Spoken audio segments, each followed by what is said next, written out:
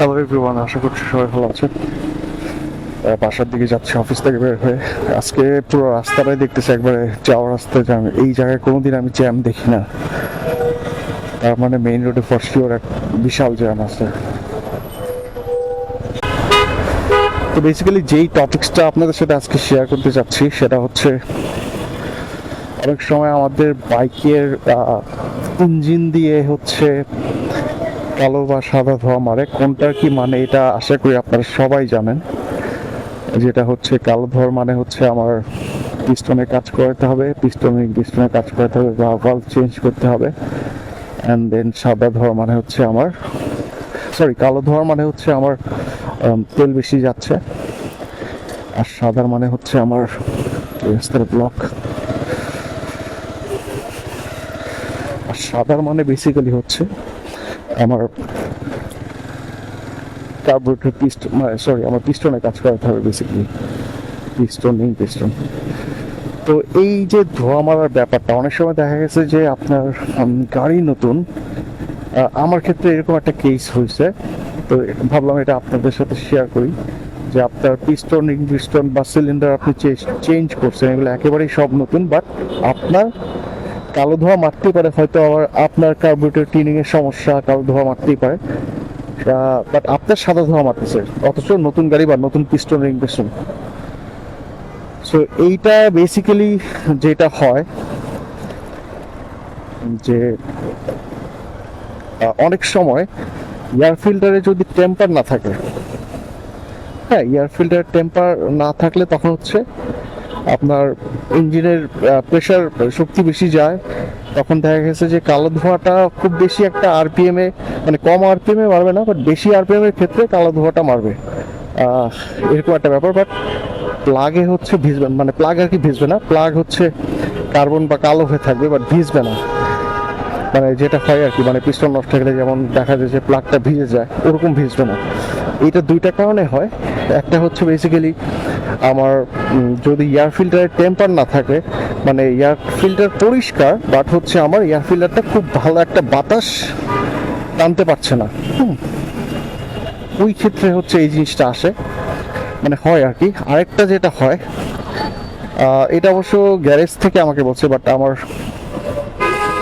এরকম এক্সপিরিয়েন্স হয়নি। আমার এয়ার ফিল্টারের এক্সপিরিয়েন্সটা হয়েছিল এরকম।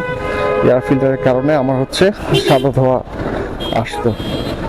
তো গ্যারেজ থেকে যেটা আরেকটা বললো যে অনেক সময় মোবিল নাকি হচ্ছে 2 নম্বর মোবিল পড়লে এরকম হয়। আমার আসলে এটা নিয়ে খুব একটা ধারণা নেই, আসলে মোবিল 2 নম্বর হয় কি হয় না, বাট তাদের কথা মতো এটা যে মোবিলের কারণে অনেক সময় এটা হয়। তো আমার কাছে ব্যাপারটা খুবই অবাক লাগছে যে আমি একটা সমস্যা ফেস করছিলাম, লাইক আমি যদি খুবই হাই আরপিএম এ গাড়ি চালাই তখন আমার আরপিএম এর সমস্যা হয় না, হঠাৎ করে আরপিএম কমে গেলে। বাট যদি আমি আরপিএম হঠাৎ করে বাড়ায় আবার কমাই দিই, তখন হচ্ছে আমার স্টার্টটা থাকে না, বেসিক্যালি স্টার্ট থাকতে চায় না, অফ হয়ে যায়। মানে অটোমেটিক 1000 রেঞ্জ থেকে 500 রেঞ্জে চলে আসে, এরপর হচ্ছে স্টার্ট অফ হয়ে যায়। তো এই সমস্যাটা আমার হচ্ছিল এয়ার ফিল্টারের কারণে। তো আমি আজকে এয়ার ফিল্টার চেঞ্জ করলাম, তারপর হচ্ছে মোটামুটি আমার এখন থেকে এই সমস্যাটা হচ্ছে না। ইঞ্জিন অফ হচ্ছে, যেটা বেসিক্যালি শীতকালে যেটা হয়ে থাকে সবার, ইঞ্জিন না গরম হওয়া পর্যন্ত মানে বাইকের রেঞ্জটা আসে না ঠিক মতো, এক্সপেক্টেড রেঞ্জটা আসে না। লাইক 400-500 থাকে, একটু গরম হলে তারপরে 1000 আসে, ওইটা বেসিক্যালি হয় সবার শীতকালে।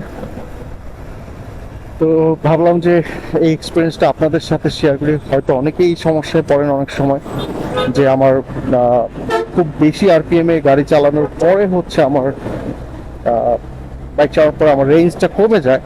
এই সমস্যাটা অনেকে পড়তে পারেন। আরেকটা ক্ষেত্রে এই সমস্যাটা হইতে পারে, সেইটা আমি ফেস করছি কিছুদিন আগে। যেটা হচ্ছে, আমি যদি একটু শেয়ার করি, লাইক আমার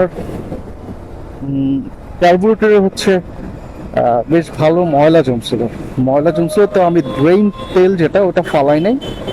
না ফালানোর কারণে হচ্ছে আমার তেলের ওভারফ্লো হয়ে যেত, এবং অনেক সময় তেল বেশি যায়। তো এরকম কিছু একটা, মানে ড্রেনের লাইন দিয়ে, তেলের যে ড্রেনের একটা লাইন থাকে, ওটাতে আমার বেশ ভালো তেল পড়তো, অটো পড়তে থাকতো। ওই জন্য আমি তেলের চাবিটা অফ করে রাখতাম।